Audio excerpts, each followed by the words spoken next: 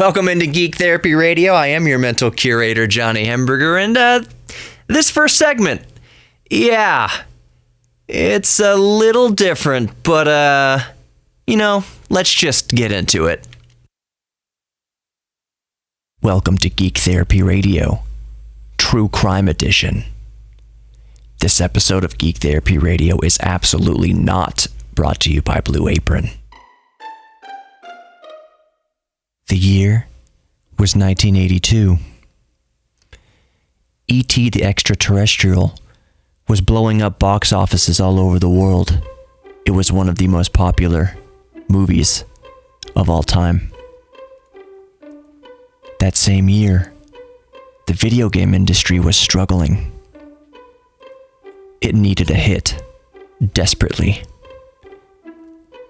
But in a sick twist of fate, what the video game industry received was murder. Atari was to develop a video game for the 2600 video game system that would revitalize the company and cash in on the classic hit, E.T. the Extraterrestrial. They hired video game designer Howard Scott Warshaw. He promised to deliver a game in under 6 weeks to beat the Christmas season. And the game was to be innovative and capture the essence of E.T. the Extraterrestrial. The objective of Warshaw's game was to collect 3 pieces of E.T.'s interplanetary telephone so that he could phone home and go home. But the only place E.T. the video game went was a mass grave in the Alamogordo Desert. Almost immediately upon release of the E.T. video game in the Christmas season of 1982, it was universally panned for being the worst video game of all time and deserved to die. There was not one single aspect of the video game deemed redeemable. It was all garbage. The Atari 2600 already had struggling graphics capabilities, but E.T. made it look like, I don't know, a Thanksgiving toilet bowl or something. It was just terrible. It was quite literally the straw that broke the video game industry's back and caused the crash of 1983. Atari paid about $25 million to secure the rights to create E.T. the video game. $25 million. And offered Warshaw $200,000 and a 6-day all-expense-paid trip to Hawaii. In return, Warshaw was expected to turn over a hit video game that would save Atari and save the industry. Instead, it was Russian roulette with a hand grenade. In addition to the tens of millions of dollars already invested in the video game, Atari produced about 5 million cartridges and sold about 1.5 million of them to grandmas who had no idea what to get for their grandchildren. That's true. Look it up. Initially, sales seemed like a success. It was even number 4 on the sales charts. Too bad most of those units were returned to the stores, and overstock was returned to Atari. Atari received back 4 million of the 5 million produced. Sales were okay until people played the game and literally returned it. In the end, the game was far too rushed to be polished, and Atari rested on their laurels that the hit of the movie would result in a hit with the game. This would become one of the biggest lessons to the entire industry. E.T. didn't even look like E.T. It looked like a blob of mucus if you sneezed on your television screen. All in all, for 1983, Atari reported losses of $536 million. That's almost $1.4 billion today. Even today, Atari would never fully recover from the mishandling of the E.T. video game. Thankfully for the video game industry, however, a new champion would emerge: Nintendo. Now, after the failure of E.T. the extraterrestrial video game on Atari, Atari had millions of bodies on their hands. What could they do to bury the evidence? This caused one of the most widespread rumors in all of video game history. Rumors spread like wildfire. Some believing that Atari buried millions of E.T. cartridges in a landfill in Alamogordo, New Mexico. In 1983, the Alamogordo Daily News reported that tens and even 20 semi-trailers full of Atari cartridges were dumped into a landfill within the city. And like buzzards to a kill, conspiracy theorists flocked. In 2013, an Ottawa-based entertainment company was given 6 months of access to the burial site. And what they unearthed was horrific. Cartridge after cartridge. Carcass after carcass. The stench of plastic was unavoidable. It permeated your clothes. It permeated your mind. The putrid sight of death consumed all.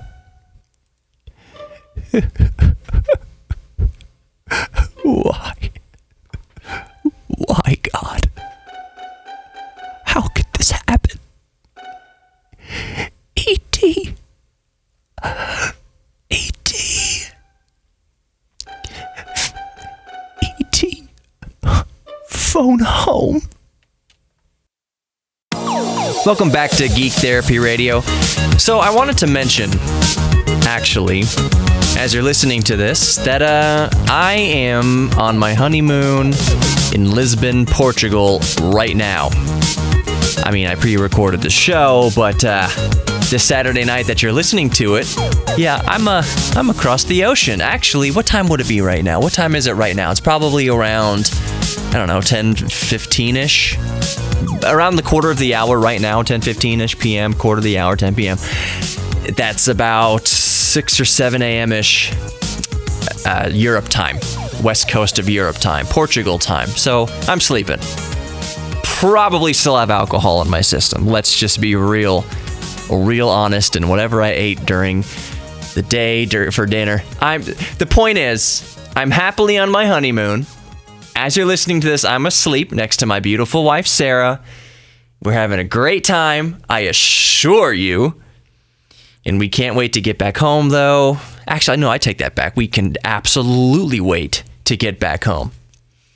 Maybe I'm thinking, since I'm pre-recording this, that I can't wait to go on my honeymoon for reasons.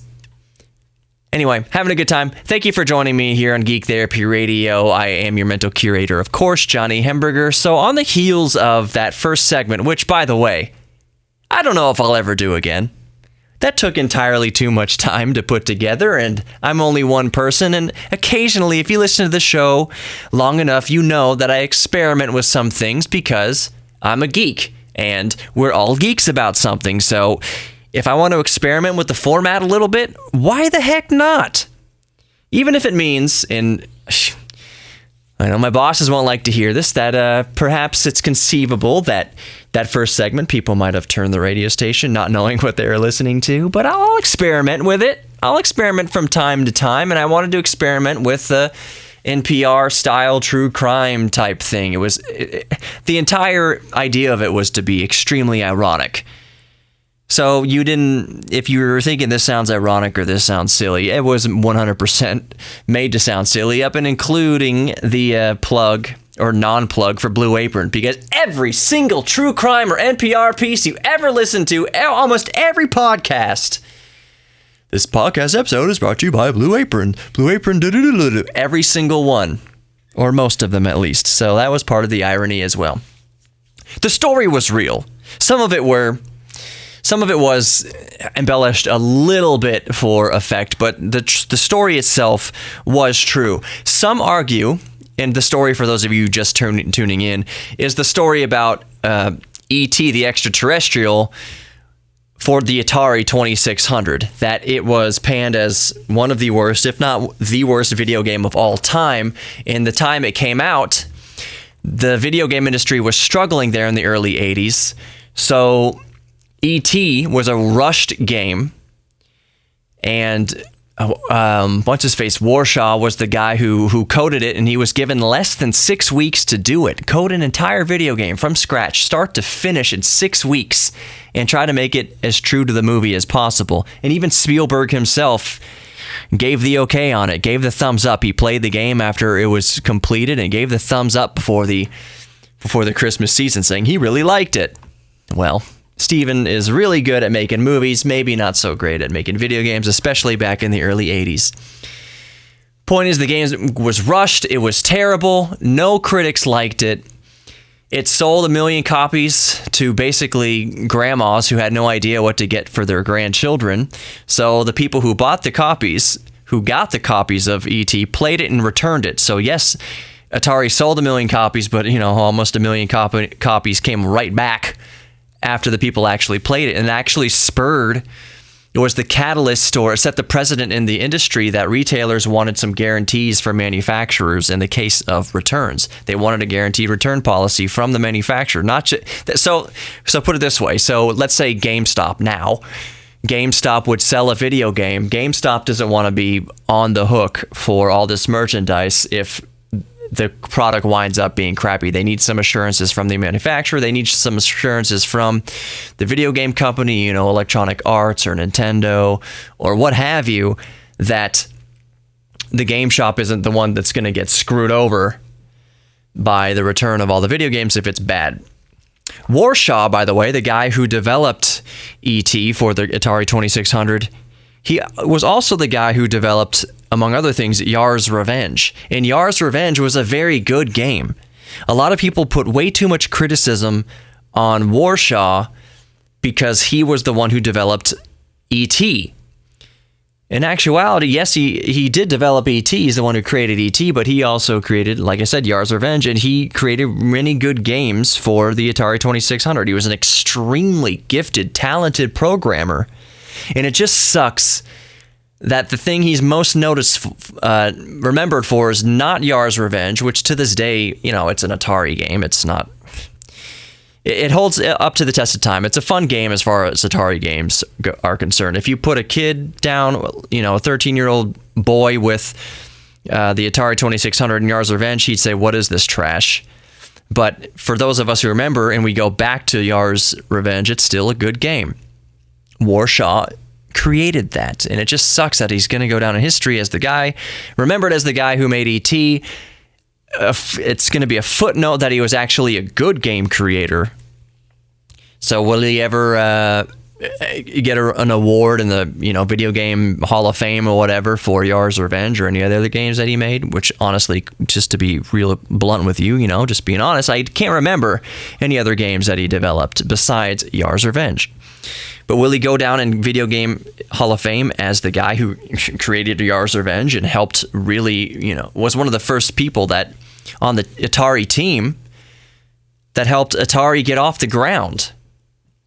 That one of the people that was key in the boom of the video game industry. He'll be remembered as the person who created the game that wound up being the straw that broke the video game industry's back. But he was also one of the key players in creating the prosperous video game industry in the first place. Will he be remembered for that? No. You know who else worked at Atari? Steve Jobs. Steve Jobs went on to create Apple. He went on to become a billionaire and create one of the most iconic brands in human history.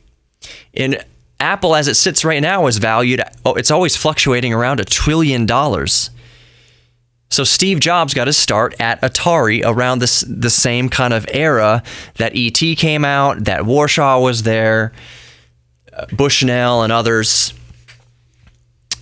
Atari was like the incubator for great minds. It's like if you were a part of Atari in the late 70s and early 80s, you were probably one of the founders of video gaming and one of the founders of the computer revolution as we know it today.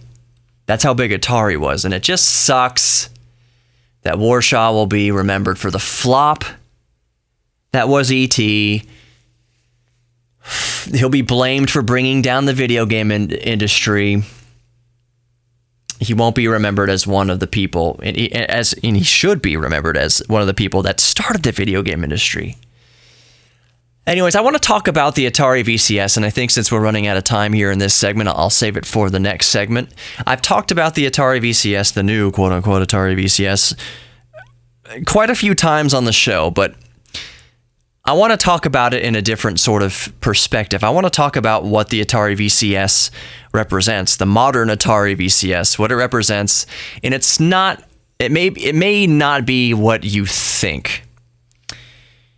But I'll have to save that for the next segment. For now, make sure you are subscribed to Geek Therapy Radio podcast if you aren't already. Make sure you are subscribed to Geek Therapy Radio on YouTube. I have surpassed 1,000 subscribers recently. I'm about 100 past that now. It's not raining subs on me or anything like that. YouTube is definitely a grind, but I'll appreciate any sort of deluge when it happens, because there may be a dry spell coming up here soon. Anyways, I found that the winner for this 1,000th subscriber giveaway was harder than you think to find a winner. I reached out to several people around the 1,000 mark and I said, hey, you're the 1,000th subscriber. You want the prize? Nothing. Dead air. Nobody. Say, hey, email me here so that we can suss out the details. You can claim your prize. Crickets. It's surprisingly difficult, but I found a winner. He is from Houston, which makes it super easy, and he's a programmer. Anyways, more Geek Therapy Radio coming up. Let's talk about the Atari VCS. Don't go anywhere. Welcome back to Geek Therapy Radio. I'm your mental curator, Johnny Hemberger. As I mentioned in the segment previous, I want to talk about the new, quote-unquote, Atari VCS. To bring you up to speed a little bit on what the VCS promises to be, or what it's supposed to be. Do you remember those? Nintendo has released the NES Classic, the Super NES Classic. Sega did the same thing, although I think Nintendo owns Sega now. But anyways, the classic Sega Genesis, regardless of who released it. So there's been different companies, usually the big dogs.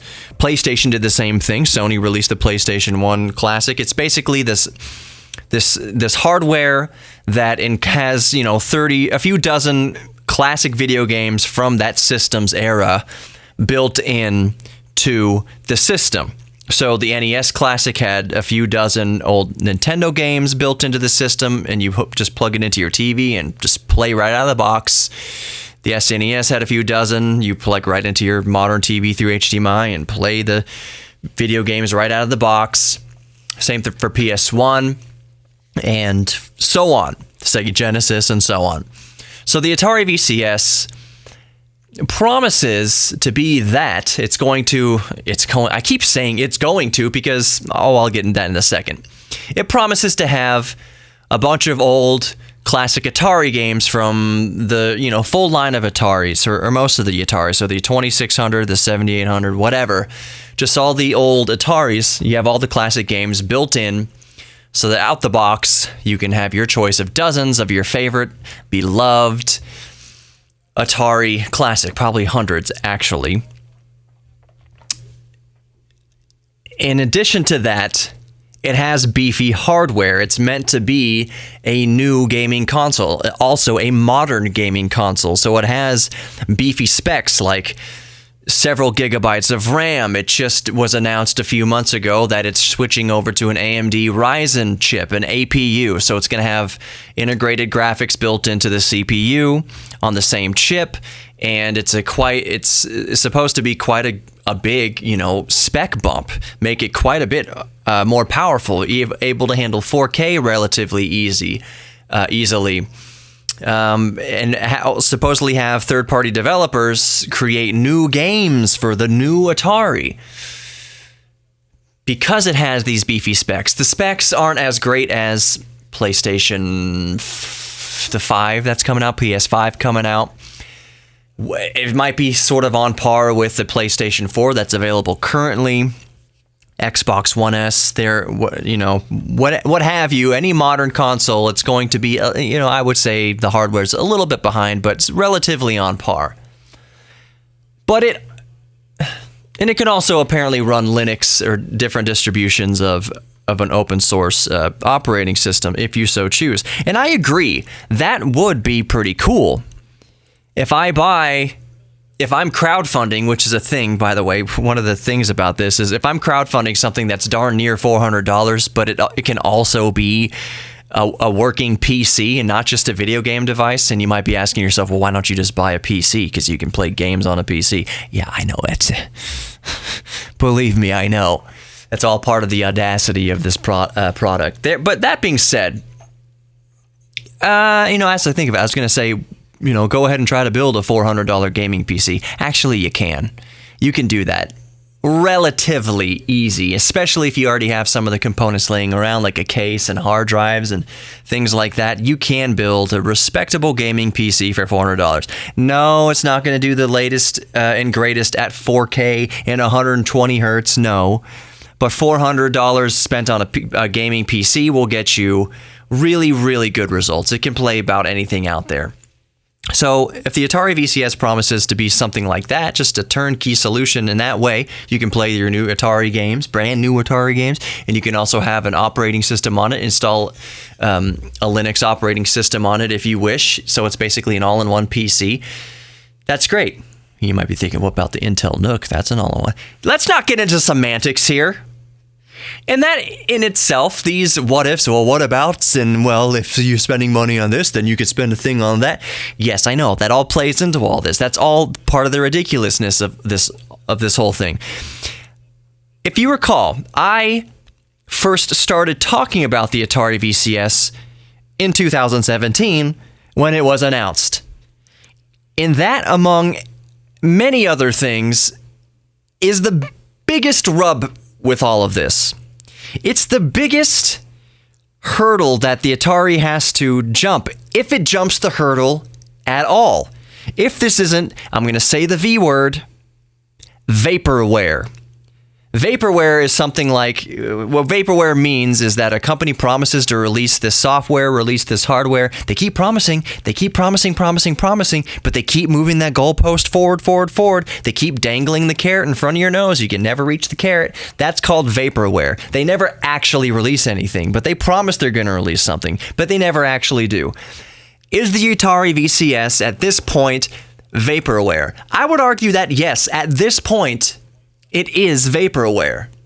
Will Atari ever release this? Atari is a French company now. Will Atari ever release the VCS?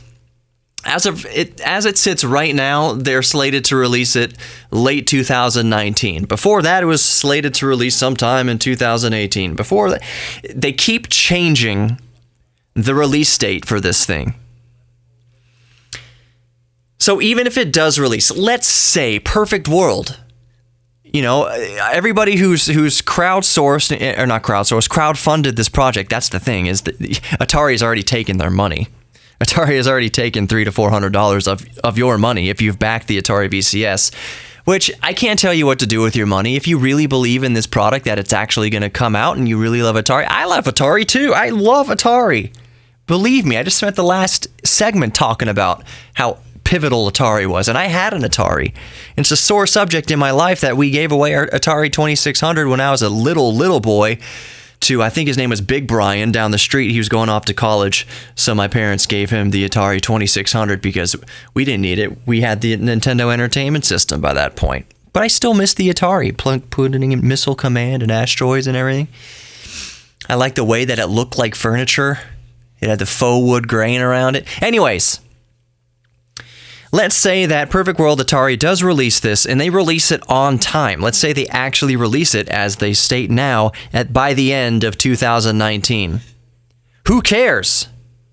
At this point, who cares? You're already 2 years behind on this thing. Not 2 years behind. You've announced it over 2 years ago. And I know to the average person listening, they might not think, well, 2 years, that's not, a long time. Imagine... That's forever in the video game industry. Imagine if Sony had said, we're coming out with the PlayStation 4, and they came out with it 2 years too late. They kept pushing it back. Meanwhile, Xbox and Microsoft has had 2 years, which in video game terms is eons, to get out ahead, to stake out more claim. It would be like, the PlayStation 3 is the last thing that Sony put out. And the Xbox has in 2 years probably put out another generational upgrade, or come out with another generational release, or perhaps incremental. PlayStation 4 and then the PlayStation 4 Plus or whatever, they just kind of add more. It's not a complete revision. It's not a complete new release, but they keep releasing like better versions, more powerful versions. In 2 years, you can do that once or twice, and that's all the time in the world to get out ahead of your competition. Where is Atari thinking that after 2 years of mostly silence, they don't release many updates for this? They don't give much news about this thing. Every once in a while, they come out of the woodwork to say, oh, we put the release date back, but we have a better chip in it. Show us! Where? And when you do come out with it, no one's going to care anymore. It's going to be, who cares about the new upgrade you put in it? By the time it comes out, it's still going to be behind everything else. And if someone has a choice between A, B, or C, Microsoft Xbox, Sony PlayStation, or Atari VCS with hardware that's already out of date, for the same price, if not more expensive, who's going to buy it? What niche in the market does it possibly fit? At this point, I just want the Atari to be released just for the backers. I just want the backers who put money into this, who put $300 or $400 into this 2 years ago, to get what they're paying for, to get what they did pay for, just to break even. At this point, I don't care if the Atari VCS chews into any sort of market share, choose into any sort of segment in the video game industry, because it's not going to. Let's just be real about this. It's not going to. But I want the people who paid money for it to get it. That said, and I know why this all sounds ridiculous, and one of the reasons it sounds ridiculous is if they release it, I want to buy one. I want the option to buy one at least. Will I buy one? I don't know. Do I want one? Yes. But we're losing faith at this point. 2 years is forever in the video game industry. That's all I wanted to say. Even if Atari VCS comes out, it's already too late. That's basically my opinion on the matter. More Geek Therapy Radio coming up. One last segment. Stick with me. Don't go anywhere.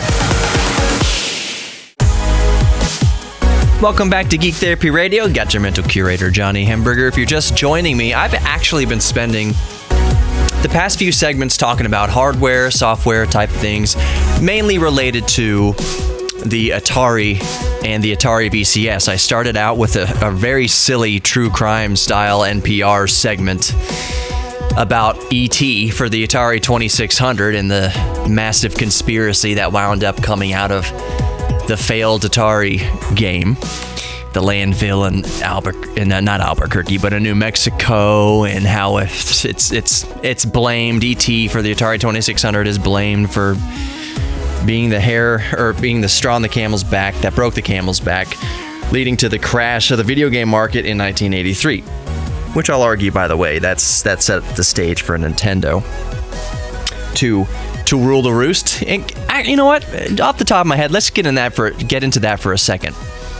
Atari was king of the hill in 1982 before the crash of the video game market, whether or not it was due entirely, which it wasn't, to E.T. on the bomb of E.T. on the Atari 2600 or not.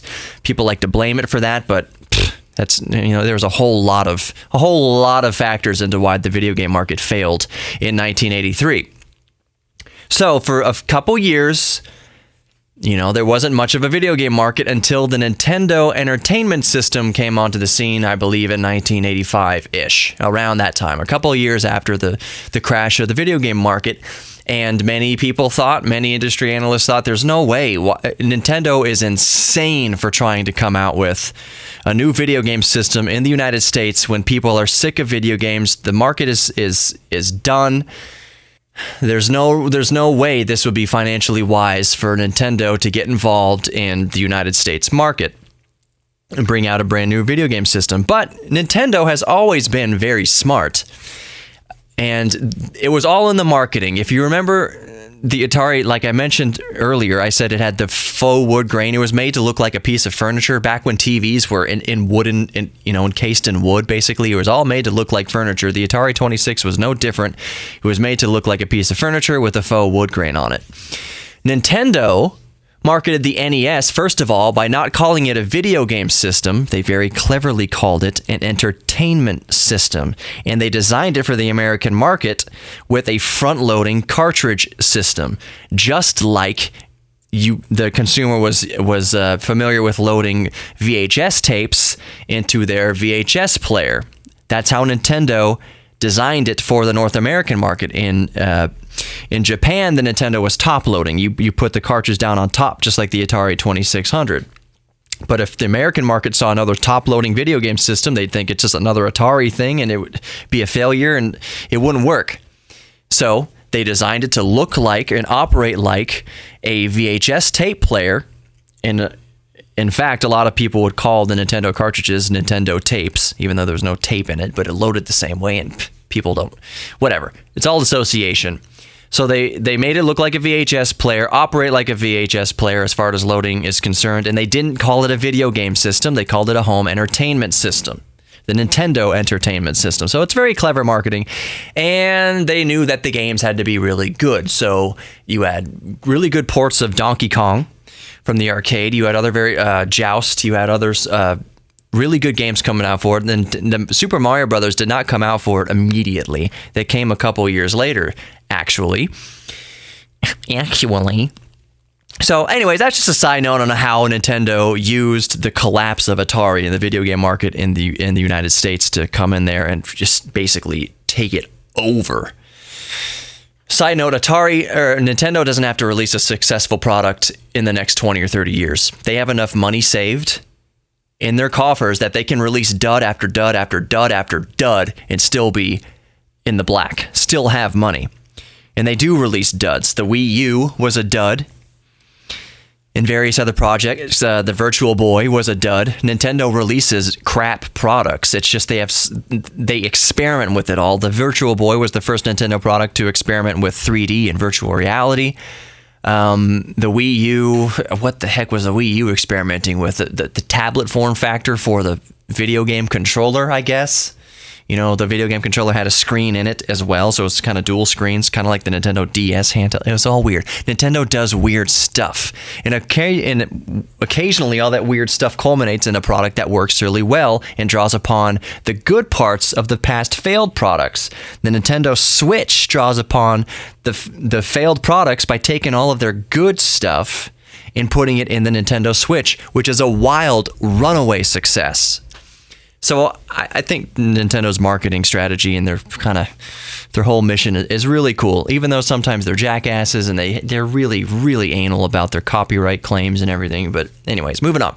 Semi-unrelated, there's two products that are on the horizon. One of them is rumored. One of them is actually coming out that I'm excited for.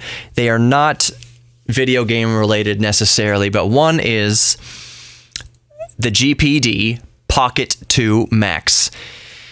You might remember netbooks. Netbook PCs, they're kind of like mini laptops. They're very stripped down versions of full-size laptops that had very underpowered processors in there that are just meant to be supplementary devices, take on the road. The battery life would last forever, and they're full-fledged PCs, but just really trimmed back on the power and everything like that, and they were cheap.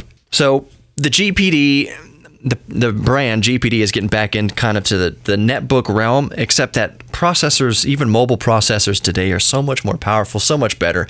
It's kind of a misnomer, and GPD doesn't do itself any favors by even relating its product to the term netbook, because it's so much more than that. Tablets also killed a netbook too. But anyways, think of that form factor, just a small 8.9-inch screen, which is bigger than you think, coming from even the biggest smartphone screen. The screen I'm looking at right now on my Note 9 is darn near 6 inches, if not a little bit over 6 inches diagonally. Going from that to an extra 3 inches is monstrous. But 9 inches, that's about the size of the new iPad mini. It's very small as far as form factor goes and toteability goes and mobility goes. But in a laptop, that actually, I'm super excited about this, and it's coming with the Core M3 8100Y processor. It's dual core quad thread, and up to 16 gigabytes of RAM. And I've read differing reports, but up to a terabyte of solid state storage, if not just 512, which is still that's good. Plenty of ports, 2 Type A ports, which is amazing.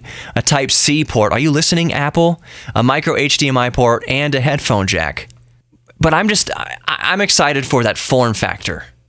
I don't know, something about it really gets my geek antennas vibrating. I think it's really cool. I might actually sell some stuff, extra tech that I have laying around to get one of these whenever it comes out.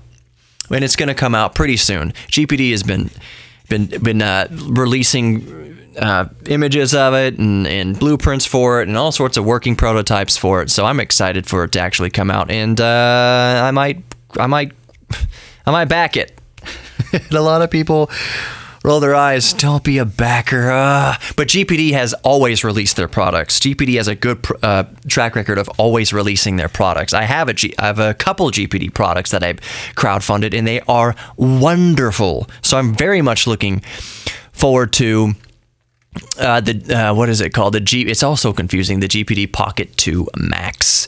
And I will get it with the Core M3, not the Celeron, and I will get it with 16 gigs of RAM. And it's probably going to be around $700, which is why I'm going to sell some stuff that I don't need anymore to justify it. The second thing I'm very excited for, that's just rumored, but the fact that it's even rumored gives me hope. I still have my original NVIDIA Shield tablet, and it is still one of the most powerful tablets you can buy, albeit riddled with problems. It shouldn't be laggy. It shouldn't have Bluetooth issues, but it does, and it did, and it still does. But underneath it all was something great. And when NVIDIA got in bed with Nintendo, they stopped all support, basically, for the NVIDIA Shield tablet because the Nintendo Switch was basically the new Shield tablet. But NVIDIA, there's rumors that there is a new NVIDIA Shield Tablet 2. And I am super stoked about that. It is not going to be that expensive because the first one wasn't that expensive. It was around $300, and it's just, for gamers, there's no better tablet on the market ever. There's never been a better one. There will never be a better one than the NVIDIA Shield tablet. I'm out of time. Take care, my geeks. Be good to each other, including yourself, and I'll see you in the next Geek Therapy Radio.